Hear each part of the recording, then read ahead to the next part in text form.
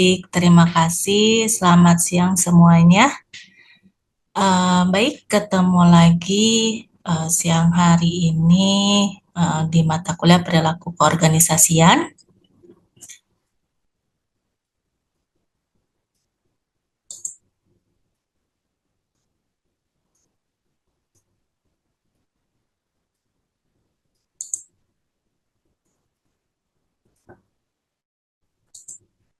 Sebelum uh, kita masuk ke materi hari ini, saya akan tampilkan terlebih dahulu untuk RPS mata kuliah perilaku keorganisasian.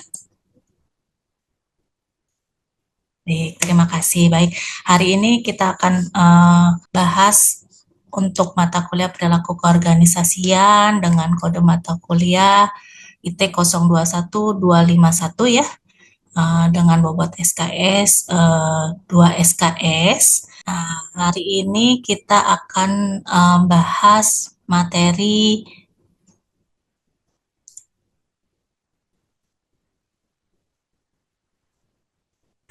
kerjasama yang cocok dalam organisasi. Ya, jadi hari ini kita akan bahas tentang bentuk kerjasama yang cocok dalam organisasi.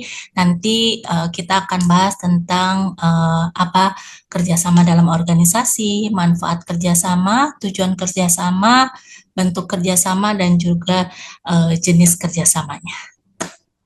Saya lanjut untuk share PPT-nya. Baik, PPT-nya sudah muncul ya. Hari ini kita akan bahas tentang kerjasama dalam organisasi. Jadi, untuk kerjasama sendiri, kerjasama dalam sebuah organisasi itu merupakan proses di mana dua atau lebih individu atau kelompok bekerja sama secara terkoordinasi untuk mencapai tujuan yang sama. Kerjasama merupakan salah satu fondasi ya, fondasi utama kehidupan organisasi karena tidak ada tujuan organisasi yang dapat dicapai tanpa adanya kolaborasi antara anggotanya. Jadi ketika akan mencapai sebuah tujuan itu harus ada kolaborasi, harus ada kerjasama di antara anggotanya. Di sini saya mencantumkan beberapa pengertian dari para ahli. Yang pertama dari Stephen P. Robbins, kerjasama itu merupakan kegiatan bersama antara dua atau lebih orang yang mencapai hasil yang diinginkan secara kolektif. Sedangkan menurut Siagian, kerjasama dalam organisasi itu merupakan kesediaan dan kemampuan individu untuk bekerja sama, saling membantu, dan saling mendukung demi tercapainya tujuan organisasi. Sedangkan menurut Cons dan O'Donnell, kerjasama merupakan usaha terpadu dari anggota organisasi untuk mencapai sasaran yang telah ditetapkan. Berikutnya di sini ada ciri-ciri dari kerjasama yang efektif. Yang pertama, adanya tujuan bersama yang dipahami semua pihak. Tanpa tujuan yang jelas, setiap anggota akan bergerak ke arah yang berbeda sesuai asumsi dari masing-masing. Nah, sehingga kalau mereka berbeda asumsi, akhirnya memicu pemborosan energi dan waktu. Dan ciri yang kedua, adanya komunikasi terbuka dan saling menghargai. Nah, di sini anggota itu tidak takut menyampaikan ide gitu ya, mengkritik prosesnya yang memang mungkin terjadi kesalahan sehingga pendapatnya akan bisa dihargai. Dan ciri yang ketiga, kepercayaan dan saling ketergantungan yang positif. Sukses dirayakan bersama dan kegagalan pun harus dievaluasi secara bersama. Dan ciri yang keempat, pembagian peran dan tanggung jawab yang jelas. Di sini mencegah terjadinya tumpang tindih pekerjaan gitu ya, atau sebaliknya ketika memang ada tugas yang penting yang terlewat karena mungkin semua orang mengira orang lain yang mengerjakannya. Dan ciri yang terakhir adanya komitmen dan koordinasi antar anggota tim. Jadi di sini komitmen memastikan semua orang itu memberikan usaha yang terbaiknya. Sementara koordinasi seperti meeting, evaluasi berkala, menjaga supaya ritme kerjanya itu tetap selaras. Nah, di sini berikutnya ada manfaat dari kerjasama. Nah, manfaat dari kerjasama yang pertama bisa meningkatkan efektivitas dan juga efisiensi kerja. Jadi dengan kerjasama tugas itu bisa dibagi sesuai keahlian gitu ya, sehingga pekerjaan akan lebih cepat dan hasilnya juga akan lebih optimal. Dan manfaat yang kedua, meningkatkan kreativitas dan inovasi dengan pertukaran ide antar anggota gitu ya, pertukaran ide antar anggota itu akan menumbuhkan cara berpikir yang baru dan solusi inovatif gitu ya. Dan yang ketiga, meningkatkan hubungan sosial dan semangat kerja. Nah, di sini kerjasama menciptakan rasa kebersamaan, memperkuat hubungan sosial, ya kan? Terus bisa meningkatkan motivasi kerjanya. Dan yang keempat di sini meningkatkan kualitas keputusan. Jadi keputusan yang dihasilkan dari kerja tim gitu ya, itu biasanya akan lebih baik karena memang didukung oleh berbagai perspektif dan juga berbagai pengalaman. Dan yang kelima, membangun budaya organisasi yang positif. Melalui kerjasama yang harmonis akan tercipta budaya yang saling mendukung gitu ya, komunikasinya yang terbuka dan juga rasa memiliki terhadap organisasi. Dan manfaat yang keenam, mengurangi konflik dan juga persaingan negatif. Dengan kerjasama itu akan menumbuhkan rasa saling pengertian dan juga mengurangi ego gitu ya, ego antar bagian di dalam sebuah organisasi. Nah, berikutnya di sini ada tujuan kerjasama. Tujuan kerjasama yang pertama mencapai tujuan organisasi yang efektif. Dengan kerjasama itu akan membuat proses pencapaian tujuan lebih cepat dan juga lebih efisien. Dan tujuan kedua, mengoptimalkan sumber daya yang dimiliki. Jadi dengan sinergi antar bagian sumber daya manusia, waktu dan juga modal digunakan lebih tepat sasarannya. Dan yang ketiga, tujuan ketiga menumbuhkan rasa tanggung jawab bersama. Di sini anggota belajar dari satu sama lain gitu ya, anggota tuh belajar satu sama lain melalui kolaborasi dan juga interaksi tim. Dan tujuan keempat, menjaga keharmonisan lingkungan kerja gitu ya. Kerjasama akan menciptakan hubungan interpersonal yang sehat dan juga produktif. Dan tujuan yang terakhir, mengembangkan kompetensi individu dan juga kelompok. Jadi anggota itu belajar tadi satu sama lain melalui kolaborasi dan juga interaksi tim. Dan yang berikutnya di sini ada bentuk kerjasama, ya, bentuk kerjasama. Yang pertama, bentuk kerjasama berdasarkan tingkatannya, itu ada kerjasama formal, dan yang kedua ada kerjasama informal. Nah, untuk kerjasama formal, mohon maaf, yang formal dan tidak formal ya, itu berdasarkan sifat. Itu formal itu didasarkan pada struktur dan aturan organisasi yang jelas, gitu ya.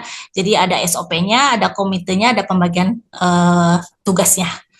Dan yang kedua, kerjasama informal itu biasanya itu terbentuk secara spontan berdasarkan hubungan pribadi atau kesamaan kepentingan gitu ya.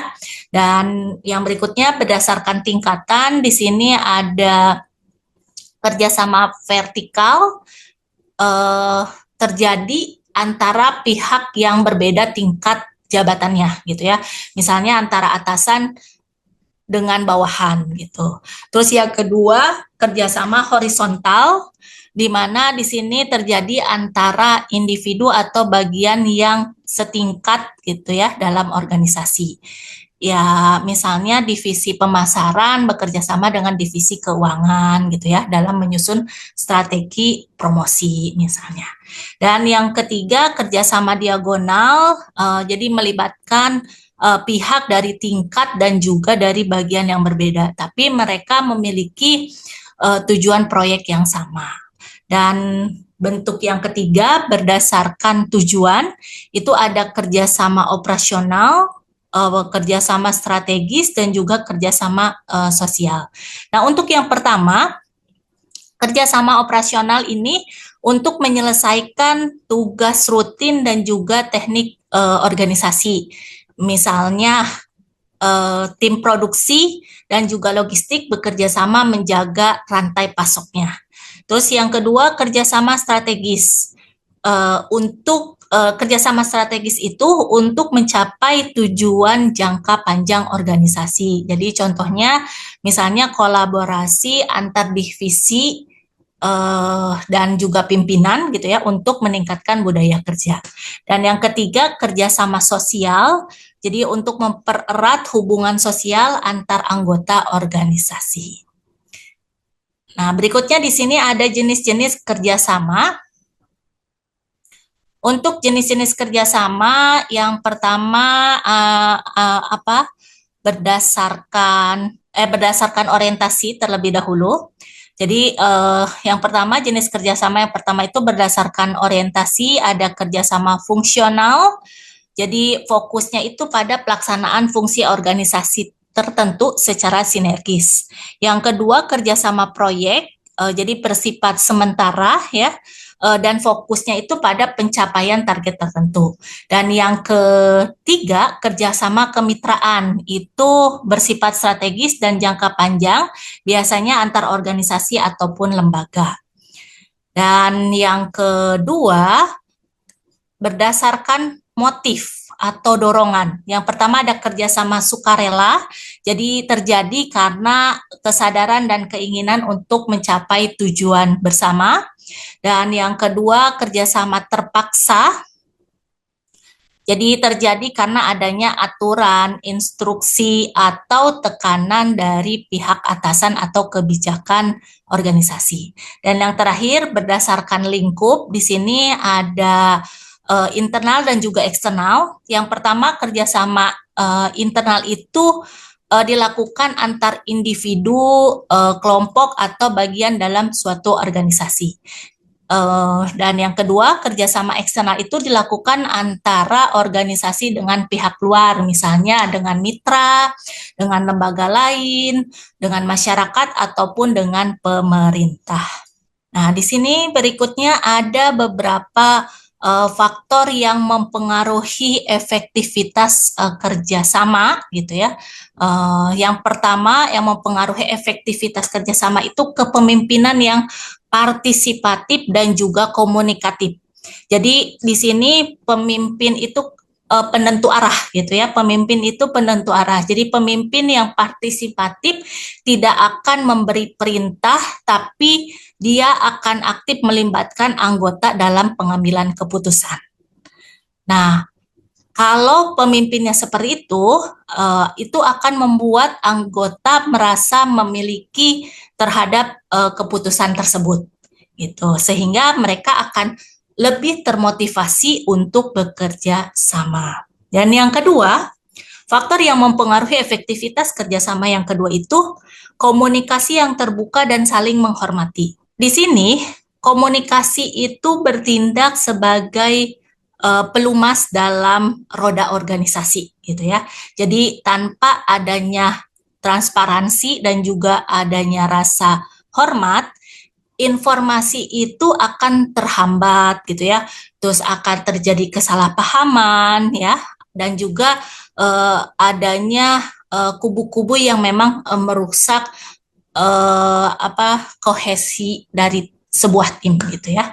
Nah itu yang kedua, faktor yang kedua. Dan faktor yang mempengaruhi efektivitas organisasi yang ketiga itu tujuan yang jelas dan disepakati bersama.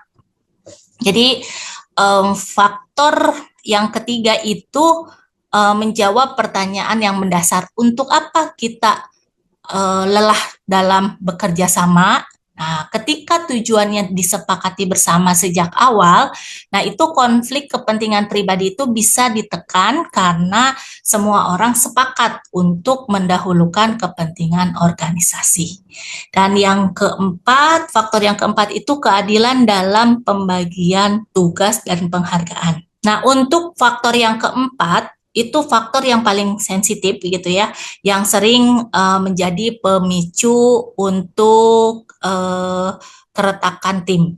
Jadi tadi ada keadilan beban kerja, keadilan pembagian tugas. Nah, itu menghindari fenomena sosial gitu ya, ada anggota yang santai karena merasa tugasnya pasti diselesaikan oleh anggota yang lain. Terus selain itu tadi faktor yang keempat itu ada keadilan penghargaan. Harus adanya keadilan penghargaan. Selain tadi keadilan dalam beban kerja, dalam pembagian tugas, nah yang kedua itu harus ada keadilan dalam penghargaan. Jadi di sini anggota tim perlu melihat gitu ya bahwa kontribusi mereka itu diakui secara adil. Jadi ketika penghargaan hanya diberikan pada satu orang, padahal itu kerja tim gitu ya.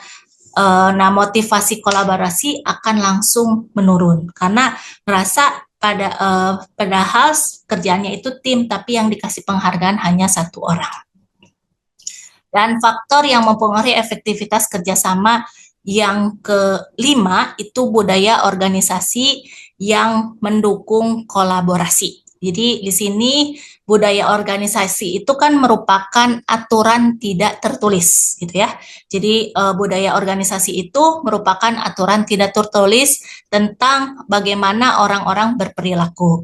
Jika budaya organisasinya dia lebih condong kepada kompetisi internal yang tidak sehat, misalnya saling sikut untuk cari muka, nah maka kerjasama akan sulit terjadi gitu ya. Terus sebaliknya, ketika memang budaya yang merayakan kesuksesan bersama itu akan membuat kolaborasinya itu berjalan secara alami. Nah, seperti itu faktor-faktor yang mempengaruhi efektivitas komunikasi. Tadi kepemimpinan yang partisipatif dan komunikatif, komunikasi yang terbuka dan saling menghormati, tujuan yang jelas dan disepakati bersama, keadilan dalam pembagian tugas dan penghargaan, dan yang terakhir, faktor budaya organisasi yang mendukung kolaborasi. Jadi di sini intinya kerjasama itu merupakan aktivitas kolektif yang memang melibatkan koordinasi antar individu atau kelompok untuk mencapai tujuan organisasi.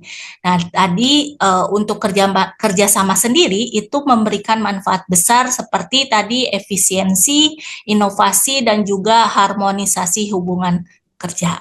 Jadi untuk kerjasama sendiri itu terdapat beragam bentuk dan jenis kerjasama ya, tadi baik internal maupun eksternal, formal maupun informal. Nah, tujuan utama dari kerjasama adalah menciptakan sinergi supaya organisasi bisa mencapai hasil yang lebih besar daripada usaha individu. Nah, untuk keberhasilan kerjasama sendiri itu sangat tergantung pada komunikasi, kepercayaan, dan juga kepemimpinan yang efektif. Nah, itu materi kita hari ini tentang komunikasi dalam organisasi. Sampai di sini, ada yang mau ditanyakan? Ibu, maaf, izin bertanya. Oh, baik, Lutfia, silahkan. Mengenai materi tadi, perbedaan mendasar antara kelompok kerja dan tim kerja dalam sebuah organisasi itu apa ya, Bu? Baik, terima kasih Lutfia. Untuk pertanyaan dari Lutfia tadi ya, perbedaan antara kelompok kerja dan tim kerja di dalam sebuah organisasi. Sepertinya sama gitu ya, tapi padahal itu memiliki perbedaan besar untuk antara keduanya gitu ya. Jadi di sini untuk kelompok kerja sendiri itu anggotanya hanya berbagi informasi saja gitu ya dalam membuat keputusan untuk membantu satu sama lain bekerja di area masing-masing. Jadi di sini tidak ada sinergi yang positif yang menghasilkan kinerja yang kolektif gitu ya. Jadi kalau di kelompok kerja tanggung jawabnya itu bersifat individual gitu ya. Jadi intinya kelompok kerja itu tanggung jawabnya bersifat individual. Nah, sedangkan kalau tim kerja gitu ya, tadi kan kelompok kerja. Nah, kalau tim kerja sendiri anggotanya bekerja secara kolaboratif gitu ya. Jadi berkolaborasi. Jadi di mana mereka itu menghasilkan sinergi yang positif gitu di mana hasil kerja timnya itu jauh lebih besar daripada sekedar gabungan hasil kerja individu. Dan untuk tim kerja sendiri tadi tanggung jawabnya bersifat individual sekaligus bersama. Nah, itu bedanya. Jadi intinya beda kelompok kerja tadi kalau kelompok kerja tanggung jawabnya bersifat individual, sedangkan untuk tim kerja sendiri tanggung jawabnya bersifat individual sekaligus bersama. Begitu Lutfiah, bisa dipahami? Bisa Bu, terima kasih ya Bu. Tadi inti dari pertanyaan yang Lutfiah pertanyakan ya. Tadi sekali lagi untuk perbedaan kelompok kerja dan tim kerja, tadi bedanya kalau di kelompok kerja tanggung jawabnya bersifat individual, sedangkan untuk tim kerja tanggung jawabnya bersifat individual sekaligus bersama. Nah, baik. Nah, itu materi yang bisa saya sampaikan hari ini tentang komunikasi di dalam sebuah organisasi. Baik, sebelum saya tutup, saya akan panggil terlebih dahulu ya. Saya absen terlebih dahulu. Adelia Safitri, Adika Putra, Hadir, Bu. Bayi Haki Kaizan, Hadir. Clarissa Emilia Rossi, Hadir, Bu. Eka Deswita Sari, Hadir, Bu. Eka Kartika Chandra, Hadir, Bu. Valisa Aramita Putri, Hadir, Bu. Hebrizi Naufal Ibrahim, Hadir, Bu. Yasmin Safa Anda, Hadir, Bu. Laila Azari, Hadir, Ibu. Lia Aulia, Magang berdampak Ibu Lia. oh baik, Lutfiah Rahma, Hadir Ibu. Maya Ayu, Ibu maaf Maya Ayu lagi di jalan Bu. baik, Muhammad Claudio, Hadir, Bu. Muhammad Nabila Rahmaditya, Hadir, Bu. Hadir, Bu. Nabila Ferda, Hadir, Bu. Nanda Nurul Iza, Naila Nashwa, Hadir Bu. Nurhaliza, Hadir, Bu. Rahelia Aryo, Hadir, Ibu. Retno Indrayani, Revalina Saharanti, Hadir, Ibu. Rizna Nelly, Hadir, Bu. Sabrina Arfia, Hadir, Bu. Sabrina Dwi Wulandari, Hadir, Ibu. Salmairza Zikra, Hadir, Bu. Iva Apriliani, Hadir, Ibu. Evan Amerson, Hadir, Bu. Sarah Toliu, Hadir, Bu. Tiara Indi, Hadir, Ibu. Vina Nuriani, Wayan Gede, Hadir, Bu. Widya Adesti, Hadir, Bu. Yohana Anastasia, Hadir, Bu. Javana. Ibu, maaf Yana hadir. Baik, Hadir Bu Zafana. baik Javana. Naya Hersa Riza. Baik, Oke, Ibu. baik. Baik, saya rasa untuk hari ini cukup. Terima kasih untuk hari ini. Sampai ketemu di pertemuan selanjutnya. Terima kasih. Assalamualaikum warahmatullahi wabarakatuh. Waalaikumsalam warahmatullahi wabarakatuh. Terima kasih Bu.